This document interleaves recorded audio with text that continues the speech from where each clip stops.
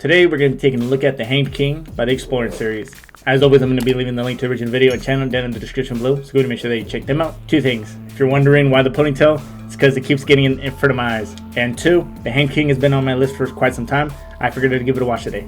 So, let's go ahead and get to the actual video. The Hanged King. The SCP universe often wears its Lovecraftian influences on its sleeve, filled with cosmic horrors indifferent to humanity. Some of the references are perhaps more blatant than others, such as The Hanged King and its connection to The King in Yellow by Robert Chambers.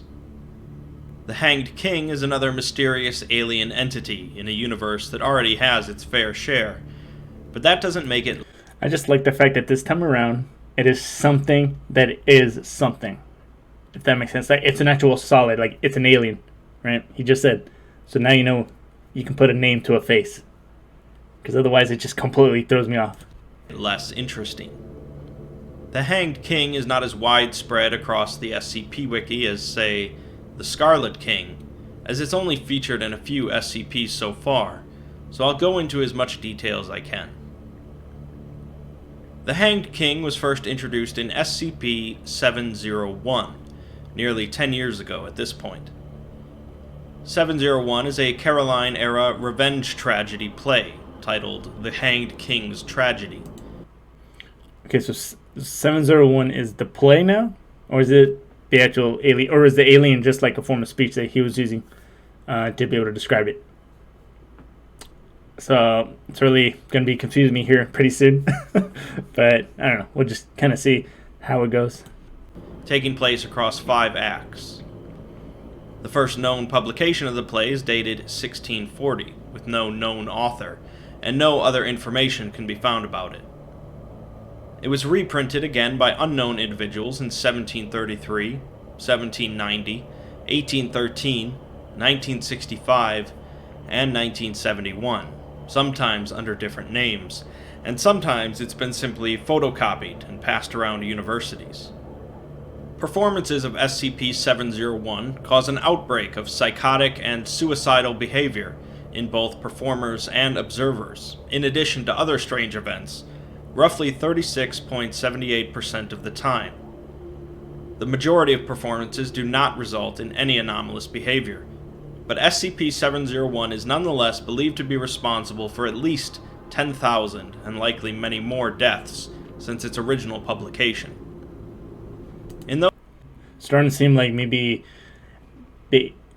Well, I mean, the fact that they said that they don't know who the author is, right, or like the person who made the play or the story, I'm assuming it's the alien, and then has some kind of a meta effect that makes people suicidal, and that within that percentile, kind of looks like the deer from Adventure Time, the Lemonhead.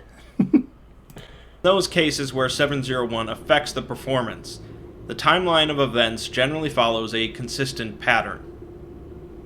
1 to 2 weeks before the opening night, cast members will begin to deviate from the published text during dress rehearsals.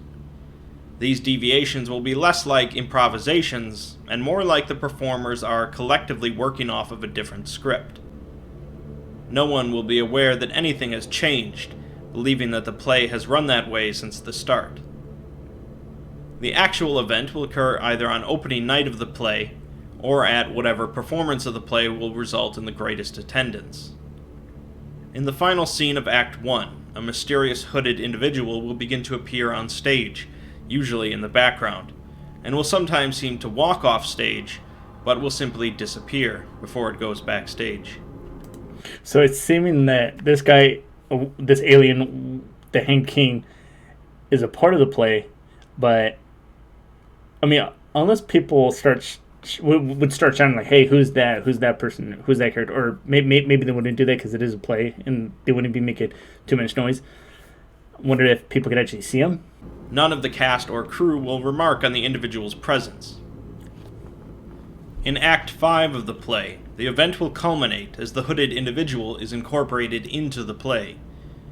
The cast will proceed to murder each other or commit suicide, sometimes with objects that have spontaneously appeared on stage, and rioting will break out in the audience, leading to a bloodbath.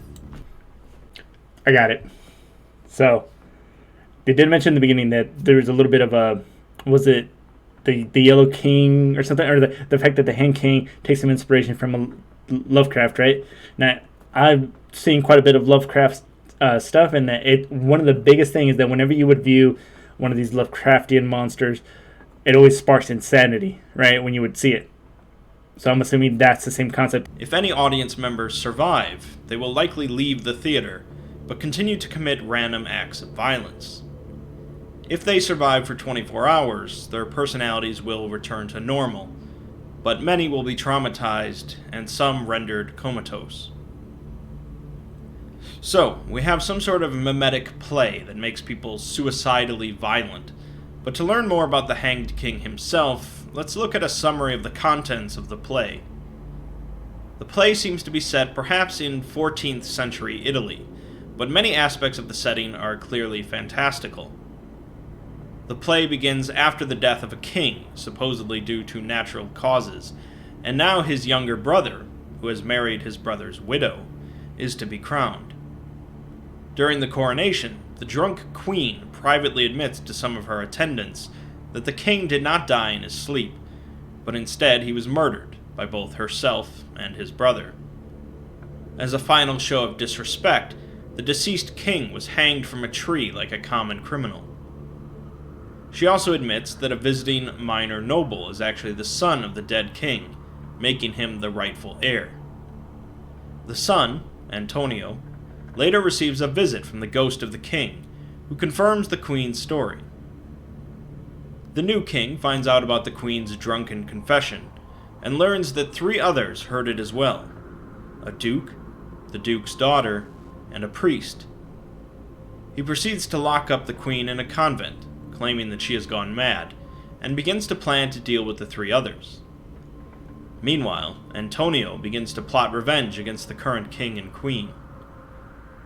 The king has the duke killed, and his corpse placed in a stew, and has the duke's daughter also locked up in a convent. Antonio heads to the convent to kill the queen, who is warned of his coming, and plans to murder him using poison. Antonio sees through the plan and forces the queen to drink the poison instead, killing her. The king has received a powerful poison from the ambassador of Alagada, an unknown kingdom we'll discuss more later, and plans to poison the stew he's made from the duke's corpse, feeding it to the court to cover up the truth. As the banquet begins, Antonio appears in the palace with a signed confession from the king's co-conspirator, providing details on the Hanged King's murder and the cover-up, as well as proof on Antonio's lineage. The king is deposed, Antonio takes the throne, and all is well. This is the structure of the play as... Does anybody know if that actually holds some kind of inspiration from a play in today's world? Because any type of play like that was confusing. I mean, obviously he's just kind of giving the big spiel, paraphrasing what the play is about. And, obviously, there's a lot of secret killing, a lot of poisoning. And this kingdom, or the fact that this guy got the poison from, like, a kingdom that... I don't know if he said it didn't exist, or like a kingdom that no one really knew that existed. So I'm assuming that's kind of where that connection goes to, as far as like Lovecraftian. Like, what if it was this guy right here, right? Was the one that actually gave him that poison. Which, if he just said who actually did it, I'm gonna sound like a total dummy. written. But when an SCP-701 event occurs, a number of deviations will appear in the performance. Most of the deviations revolve around the mysterious kingdom of Alagada, including nodding to the hooded individual as the ambassador of Alagada. More focus is put on the tribute that the king owes Alagada, and in the one transcript we have of an event, the actor playing the king is hanged and eviscerated on stage. The actor playing Antonio then says, "With this, the tribute, in full it is paid. With this, fool's blood, it is the Hanged King's." So it's a ritual, essentially, right? That I'm assuming has to be performed when he was mentioning the different times that it would go on. Okay. Kind of starting to make a little more sense. The king's throat is then slit, followed by the rest of the cast hanging themselves from ropes, as one of them says, "With this, our blood, it is the hanged king's." This is then followed by chaos amongst the audience. SCP-701 is clearly inspired by the book The King in Yellow by Robert Chambers, which in turn inspired H.P. Lovecraft and August Derleth, leading to the current connection between the King in Yellow and the Great Old One, Hastur, within the Cthulhu mythos. The King in Yellow features multiple short stories connected by a mysterious play that drives a reader mad, particularly if they are artistic. The play is a multi-act story involving a noble court in a faraway place, in this case an alien world, and the presence of a mysterious stranger visiting the court. At the climax of the play, during a masked ball, the stranger is told to remove his mask, when he reveals that he is not wearing one. The book reveals very little of the actual text of the play, although other authors have attempted to recreate it, such as More Light by James Blish. In the original book, reading the play forces more of an obsessive madness over an individual than a violent rage, although later versions, such as in the Tatters of the King module for the Call of Cthulhu RPG, do feature something much closer to SCP-701's effect. That's all. Wait, so just for my own personal thing. So, 701 is the actual play, or possibly just the Hanged King, the play itself, really. And then this other figure, hooded figure, would be like a 70-2, essentially. It seems. Well and good, but we're really not much closer to figuring out what the Hanged King actually is, other than a subject of a cursed play. We're going to have to look a little deeper then, specifically at SCP-2264, an extra-dimensional city called, as you might have guessed, Alagada. The entrance to Alagada, or at least one of the entrances, is an iron door in a hidden chamber beneath Martin Tower, part of the Tower of London. The only way to open this door is through an alchemical process, and it's believed that the door was created by Henry Percy, 9th Earl of Northumberland, who was imprisoned in the Tower of London for many years due to suspicion that he knew about the gunpowder plot against King James I, but did nothing about it. He was also known as the Wizard Earl, partly due to his interest in scientific and alchemical experiments. SCP-2264 states that his journal discusses the 4 alchemical stages of the magnum opus, the process by which an alchemist would create a philosopher's stone, capable of turning base metals into gold or silver. Apparently, the Foundation has a Department of Alchemical Studies, and after following the process outlined in the journal, they were able to open the door. Anyone who passes through the door into the realm of Alagada will find all of their belongings missing, and their clothing replaced with an outfit similar to those worn at masquerade balls, specifically those associated with the Carnival of Venice. Agents have reported that the outfits feel somewhat organic, describing it as chitinous, and although the clothes can be removed while inside of Alagada, for some reason the masks cannot be.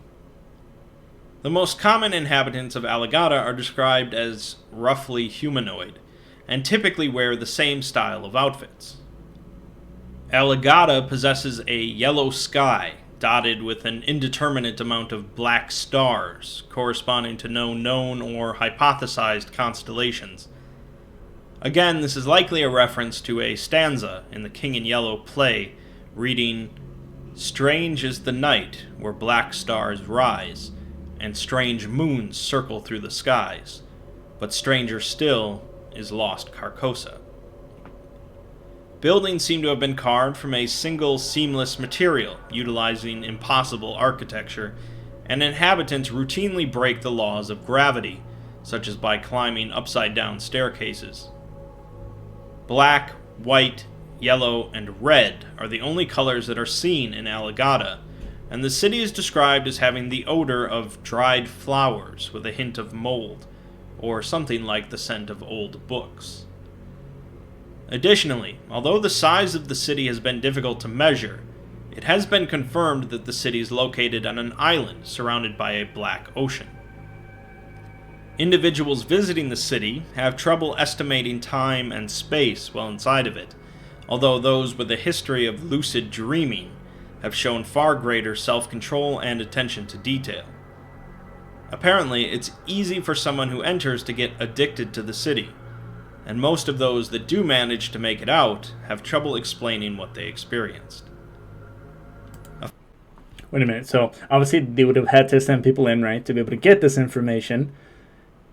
And as far as them being able, having trouble to remember information once they do get out, which obviously, assuming they just go through that portal, whatever that was that they went through to get here, then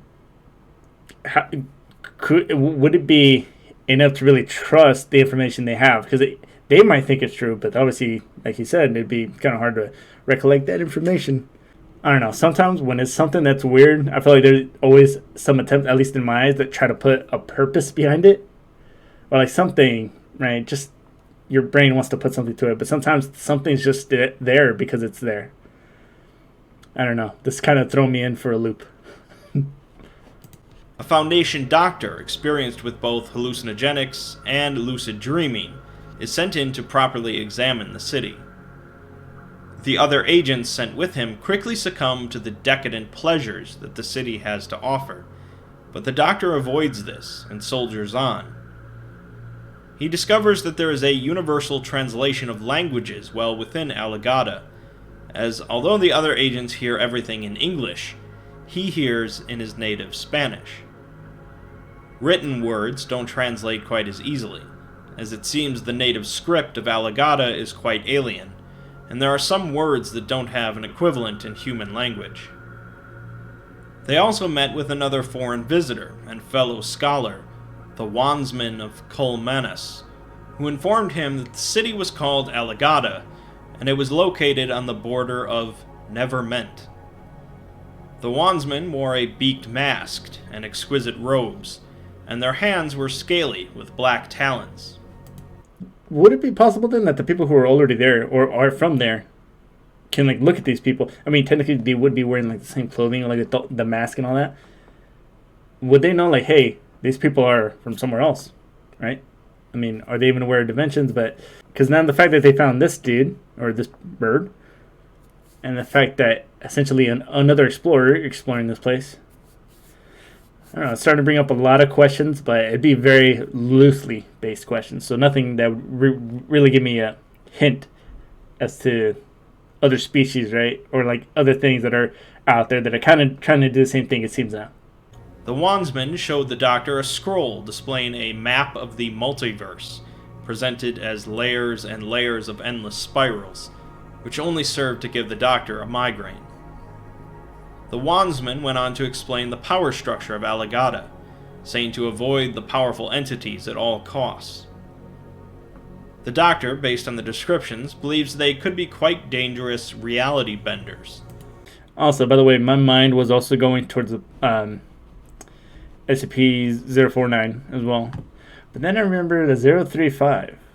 And someone did just actually say recently, I had a little notification on the video of his, that they talked about like how he was created, but like I don't remember which god specifically, but someone said don't forget he's a pathological liar, or like he's a liar, right? So what if he came from this place, Alvagata, and maybe the mask that 049 wears was actually from there as well, and then implanted on somebody who just happened to be a plague doctor, right?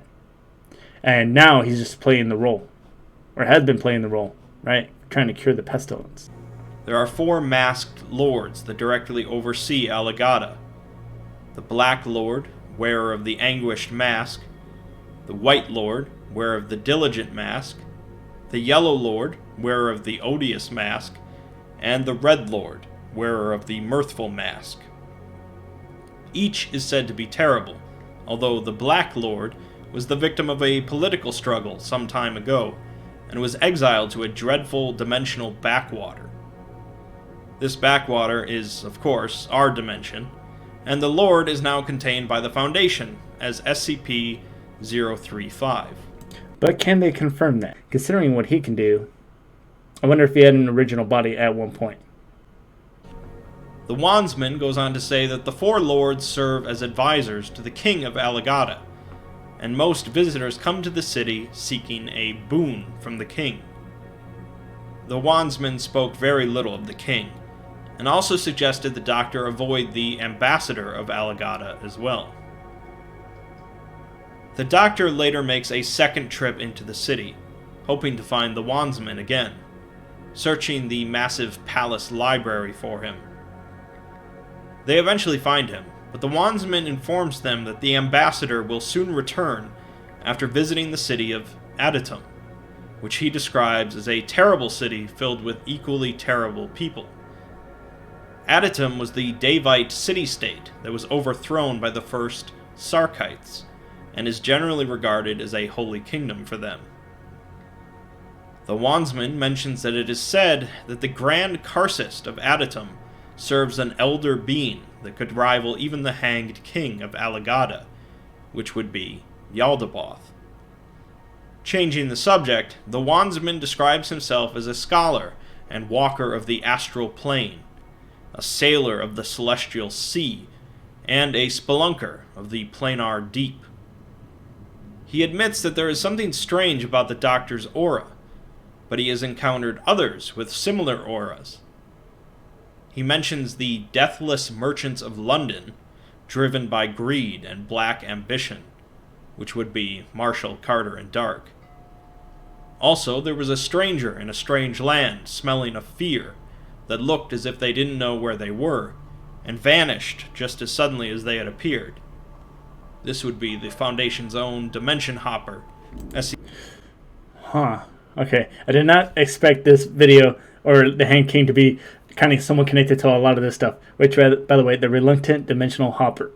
I feel like he was the worst, one of the worst things to have. Seems cool at first, right? You can teleport it, but you're not in control of it, and it happens whenever. You could be in the toilet, you could be taking a shower, and he gets teleported to that one place where there was like that smiley dude. I think one place he had a bunch of spiders, and granted, he's just the regular person. He could still die.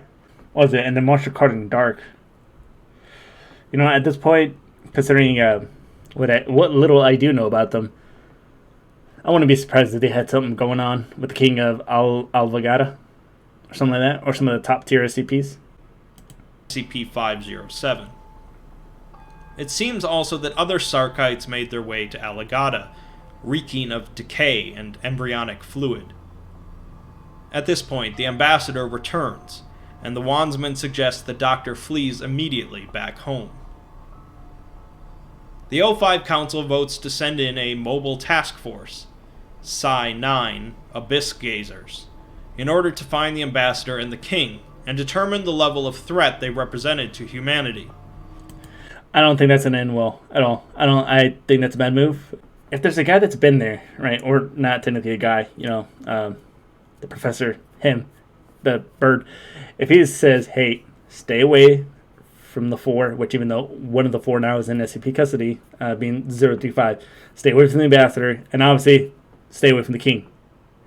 Probably a good idea not to go against what most likely someone else knows a lot more than you. 12 agents were sent in, and one returned alive. We're given a transcript of an interview with the survivor, who was in critical condition upon return. The agent begins by saying how remarkable the city was, words failing to do it justice. The MTF had no info about what their targets looked like or how to locate them, and so they began by finding the palace.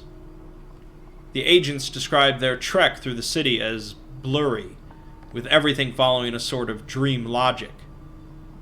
The details were hard to focus on, even at the time, but they noted a number of individuals engaging in sexual pleasures, many of them being natives. He said their skin was like porcelain, but the more you focused on them, the less human they seemed, some with too many limbs, and some with too few. One of the agents had to be pulled away from a native, who was described as having curves in all the right places, making it easy to ignore the tentacles. Wandering the labyrinthine palace, they spent most.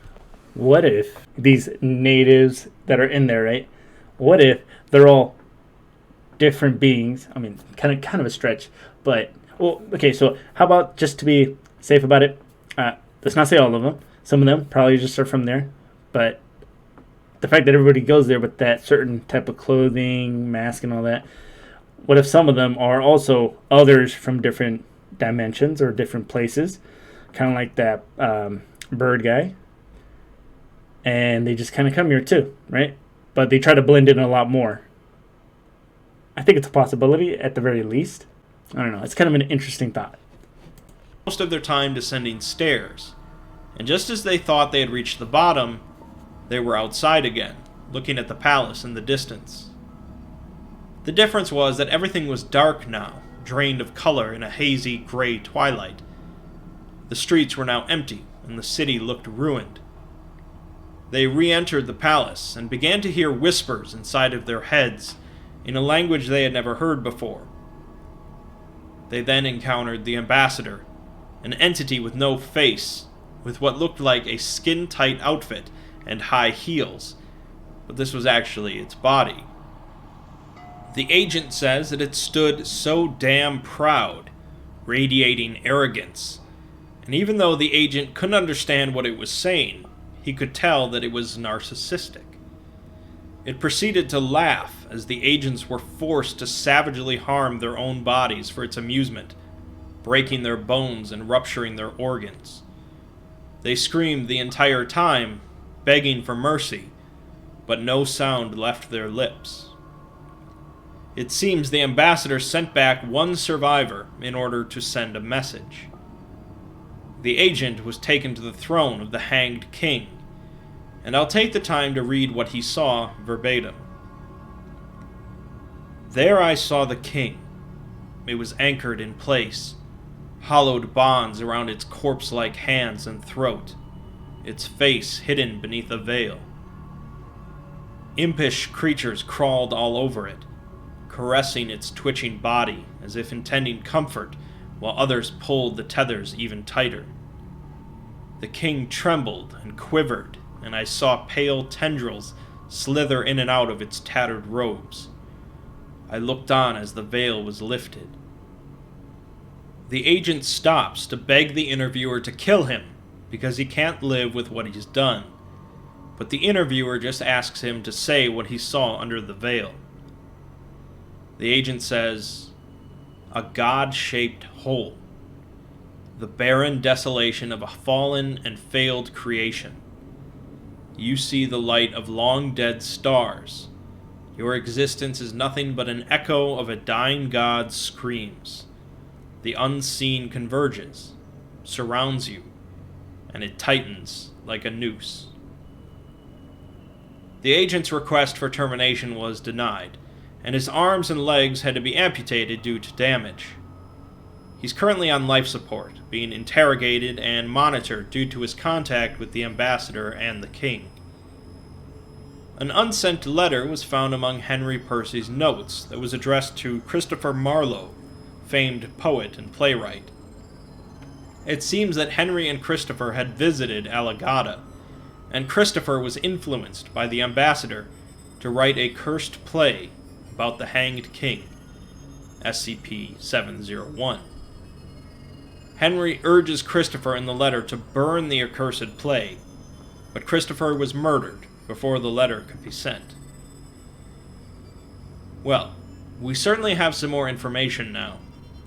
The Hanged King is an eldritch entity that is apparently on the same level as Yaldabaoth, and rules over an extra-dimensional city accessible by an unknown amount of other dimensions.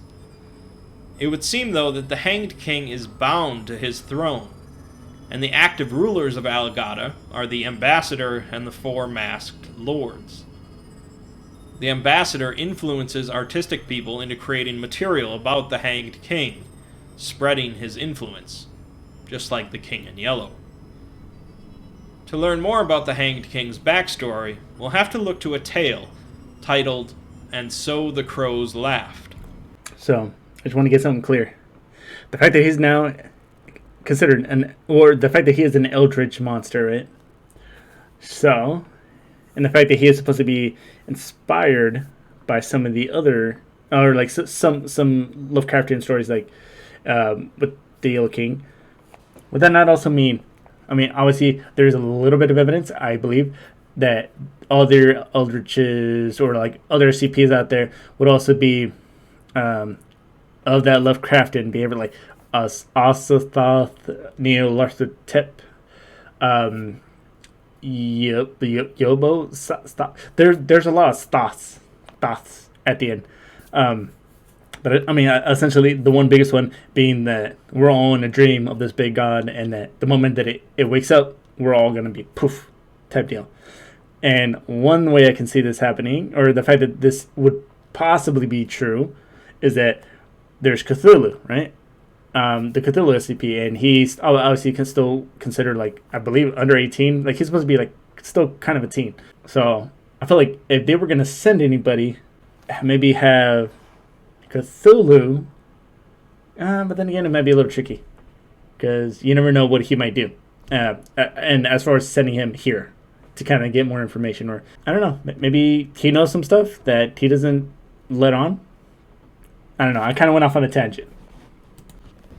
While there's no canon in the SCP universe, this tale presents a unique and interesting take on the creation of such a terrible entity. The tale presents a kingdom under revolt, the peasants storming the palace and dragging the king out into the streets. They placed heavy rusted chains around him and covered him in rags, breaking his bones in the process. His followers and servants were butchered, the court jester beheaded as his mask lay broken on the ground. The palace was looted of all of its treasure by the raging mob, but the wiser men of the city, the scholars and artists, fled the kingdom instead, knowing what the things in the palace dungeon meant. They knew that the king did more than just torture out of corruption and indulgence, but he followed something much darker, something that shouldn't be remembered. The tomes and symbols reminded them of the ancient gods of the abyss, and it was clear to them that the king sacrificed not just his own soul, but the souls of those around him. A lion, once the king's pet, was now just a skeleton covered in carvings that they could not unsee, and the king's soldiers fell easily to the mob, because it was as if something had sucked the life out of them over the years. Meanwhile, the mob cheers in delight as the king is dragged through the streets on broken knees, mumbling unholy words through his broken jaw. The king is taken to a hill where an old tree stood, so that they could hang him like a common criminal, nameless and forgotten. They cursed and spat at him, but no one would dare look in his eyes, trying to hide the unsettling feeling in their hearts and minds as the filthy king continues to mumble things that they did not want to hear. As the king was hanged, heavy chains still around his body, he spoke inhuman words that came from dark places, and then laughed until his final breath. The cheering died down, and the people, not wishing to gaze upon the hanged king for a second more, fled the hill quickly, as it seemed as if his laughter still echoed. Crows eventually came to the hill, circling around the hanged king, laughing all the while. The people had intended to leave the king there until his body decayed, but the lifeless look of the king was so resentful and disgusting that everyone wanted to bury him beneath the earth. They buried him as shallow as they could, for no one wanted to stay long enough to dig a deeper hole, and they went back to their lives, hoping to forget what they had witnessed. On the first day, a homeless man reported hearing strange noises coming from the hill, and crows had gathered around the king's grave. He was dismissed as a madman. On the second day, many residents of the city found themselves ill, coughing, bleeding, and trembling on the floor as if they were bound by heavy, rusted chains. The river that flowed... So now that it's not draining what it like the life force from the guards, now it's going to be draining the people from the town, which is kind of just one of those out of the frying pan into the fire. Through the city ran red, smelling of blood, and many died. Those that survived to the third day found themselves able to move again, but they were caught in a madness, slicing their own throats or ripping their faces off. Blood streamed out of houses, and all the animals except for the crows fled the city, the crows silently watching the madness. The crows on the hilltop laughed as the hanged king rustled in his grave and climbed out, chains still around him, and the rope around his neck. He had bargained the souls of his people to avoid the path of death, and he made his way back to his palace. He made his way into his dungeon, where he stepped up to a throne covered in sharp, rusted spikes. The king sat on the throne, the spikes impaling his dead body and his soul. This was his rightful throne, but he was there to suffer forever. The palace began to shake, the city trembled, and the skeleton of the lion stood up and roared. The city turned inside out, along with everything inside of it, bending space and time. The city and its inhabitants were now in another place, transformed and remade. Algarado, that place. Shit. Into something twisted and inhuman. The dead jester, wearing his broken mask, approached the king with a silver cup filled with blood. He offered the cup to the king, speaking words that weren't quite his, saying, "With this, our blood, it is the hanged king's." The king's hand was too weak to hold the cup, however, and it shattered on the floor.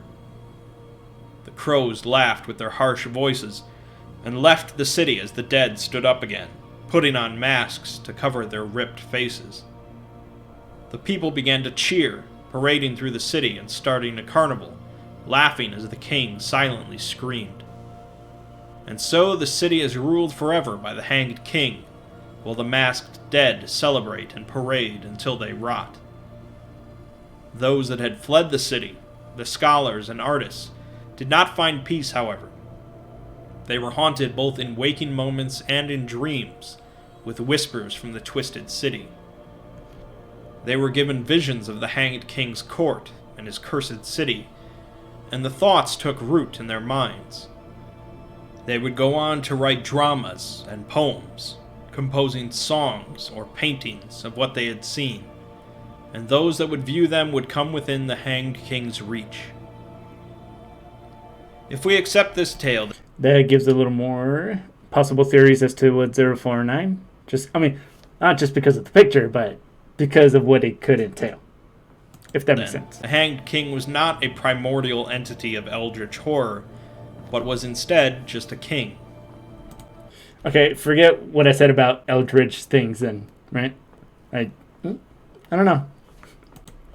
We don't know where this kingdom was located, or whether it was our Earth or another version of Earth, but the king's dealings with some sort of dark gods eventually created the extra-dimensional city of Alagada.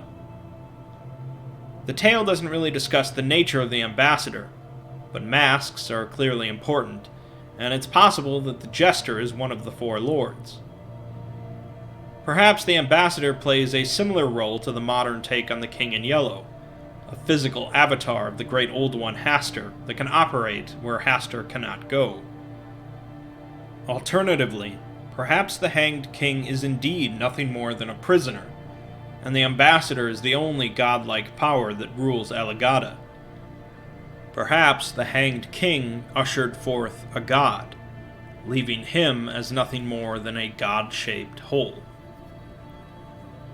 Ultimately, we're again left with far more questions than answers, and although there are other tales that go into a bit further detail on Alagada and the Hanged King, I think it's best if I leave off here. The homages to the King in Yellow, Hastur, and Carcosa are all pretty clear in SCP-701, the Hanged King, and Allegata, respectively, but they make interesting additions to the SCP universe. There's far less material on the Hanged King compared to similar entities such as the Scarlet King, but time will tell if SCP writers can mold a truly great story out of the shackled god. Alright, so let's go ahead and talk about that for a minute. I only got really two things to say, because this is kind of a long one. First one being that I like the way that it's set up, because it definitely, especially with the incorporation of the Alvagado, that I thought essentially this was just going to be a play, right? But the fact that now there's actually like another little dimension, and it's really made some connections with like MCD or what was it, the Reluctant Dimensional Hopper, and it didn't say. Well, I mean 035 it did say, but with for example 049, it didn't specifically say that it was somehow connected. But I felt like the picture, the Exploring series was kind of trying to nudge you into maybe thinking like, hey, maybe that's where maybe the Plague Doctor either came from. I don't remember if his actual file actually says where he came from, but that maybe the mask came from there, maybe somebody came from there, got into someone else's body. I don't know, some kind of connection, that there might be a connection there. That was a lot more than I thought I was going to say.